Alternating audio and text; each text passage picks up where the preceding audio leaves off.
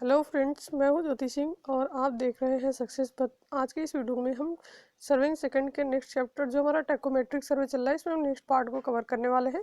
तो आज का हमारा टॉपिक है टैकोमेट्रिक माप की विविध प्रणालियाँ, different system of tachometric measurements.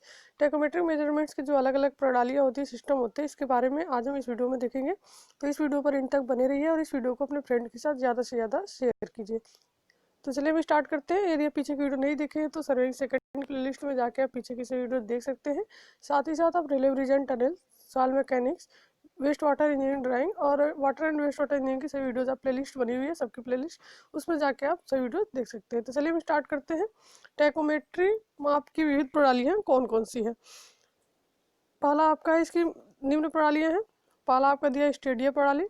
तो इस विधि का उद्देश्य दो बिंदुओं ए व बी के बीच क्षैतिज और ऊर्ध्वाधर दूरियों की निम्न प्रेक्षणों द्वारा संगणना करनी है। जो हमारा स्टेडिया प्रणाली है, इस विधि का उद्देश्य है कि दो बिंदु जो होंगे आपके ए और बी, इनके बीच क्षैतिज और ऊर्ध्वाधर दूरियों की निम्न प्रेक्षणों द्वारा संगणना करनी है।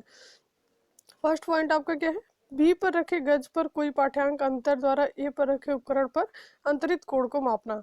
बी पर जो हमारा गज रखा गया होगा उसके कोई पाठ्यांक के अंतर द्वारा ए पर रखे उपकरण पर अंतरित कोण को मापेंगे और फिर हम क्या करेंगे, ए से बी की ओर ऊर्ध्वाधर कोण मापेंगे।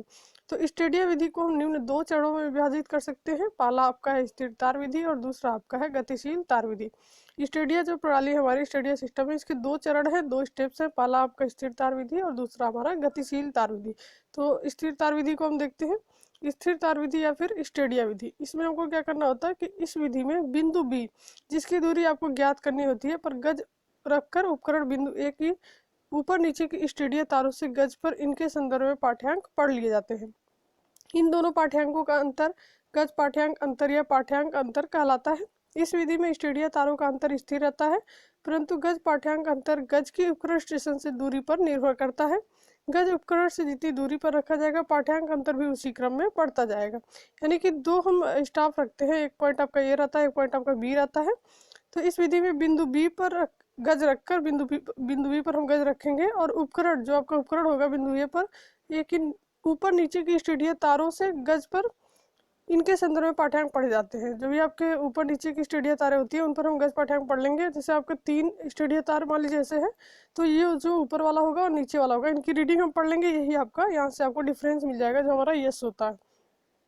तो ये आपका अंतर पाठ्यांक अंतर कहलाता है। इस विधि में स्टेडिया तारों का अंतर स्थिर रहता है। जो स्टेडिया तार होते हैं उसका अंतर तो स्थिर रहता है, परंतु गज पाठ्यांक अंतर गज के उपकरण स्टेशन की दूरी पर निर्भर करता है। जो भी उपकरण स्टेशन, मान लीजिए यहाँ पर उपकरण स्टेशन है और यहाँ पर स्टाफ रखे हुए हैं, तो इनकी जो बीच की दूरी होती है इस पर ये निर्भर करता है। जो स्टेडिया तारों का अंतर होता है वो तो आपका सेम ही रहता है, स्थिर रहता है, लेकिन जो इनकी दूरी होती है उपकरण स्टेशन से गज की, इन पर ये निर्भर करता है। दूरी को हम जितना ही दूरी पर रखा जाएगा ये गज उपकरण, पाठ्यांक अंतर भी उसी क्रम में बढ़ता जाता है। तो गज को बिंदु बी पर ठीक ऊर्ध्वाधर खड़ा किया जाना चाहिए, क्योंकि गज को तिरछी स्थिति में रखने पर पाठ्यांक अंतर आ जाता है। तो गज को हम बिल्कुल ऊर्ध्वाधर रखेंगे, तिरछी स्थिति में नहीं रखेंगे। ये हमारा स्थिर तार विधि है। इसमें जो आपका तार होता है वो स्थिर रहता है और जो उपकरण स्टेशन होता है और गज होता है, इनके बीच की दूरी यदि हम बढ़ाते जाएंगे, इनके पाठ्यांकों का अंतर भी उसी क्रम में आपका बढ़ता चला जाता है। नेक्स्ट हमारा है गतिशील तार विधि।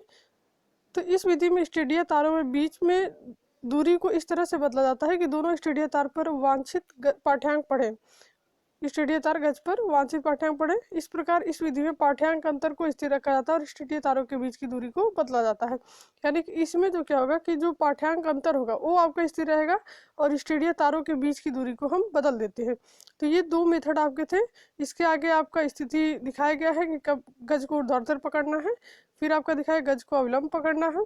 तो आपकी स्थिति क्या होगी, तो ये सारी चीजें आप देख लीजिएगा। नॉर्मल कोड के लिए गज स्टेशन की ऊंचाई, यहाँ से सारी डिटेल आपकी दी हुई है इसमें। तो यहाँ पर आपके दो मेथड थे जो इम्पोर्टेंट हैं, जो हमारे टैकोमेट्रिक सर्वे में इम्पोर्टेंट जो दो मेथड आपके दिए गए हैं, इसको हम समझ लिए हैं। यहाँ पर ये जो आपके टैकोमेट्री में आपकी दो विविध प्रणालियाँ थी, इसमें आपका स्टेडिया प्रणाली है और स्टेडिया प्रणाली के दो चरण थे आपके, स्थिर तार विधि और गतिशील तार विधि। इसमें आपको समझना क्या था कि स्थिर तार विधि में हम क्या करते हैं, जो आपका तार होता है स्टेडिया तार होता है वो स्थिर रहता है, और जब हम उपकरण स्टेशन और गज के बीच की दूरी जैसे ही हम बढ़ाते चले जाते हैं तो उनका जो पाठ्यांकों का अंतर होता है वो भी बढ़ता चला जाता है। और जो दूसरा आपका मेथड है गतिशील तार विधि, तो गतिशील तार इसके नाम से स्पष्ट है, जो तारों का अंतर होगा यानी कि स्टेडिया तार जो होगा उसका अंतर हम बढ़ा देंगे, इसमें चेंज कर देते हैं, और जो इसमें आपका पाठ्यांक का अंतर होता है वो स्थिर रहता है। तो ये दोनों एक दूसरे का अपोजिट है। तो ये आपके प्रोसेस थे जो भी टैकोमेट्रिक मेजरमेंट्स के डिफरेंट सिस्टम थे, तो यही आपको इसमें पढ़ना था। तो चलिए नेक्स्ट वीडियो में हम नेक्स्ट चैप्टर के ऊपर बात करेंगे। तो ऐसे वीडियोस के लिए आप चैनल पर बने रहिए, और यदि आप चैनल पर नए हैं तो चैनल को सब्सक्राइब कर ले, बेल आइकन को प्रेस कर ले, जिससे कि हमारे नए वीडियो की नोटिफिकेशन आपको मिलती रहे।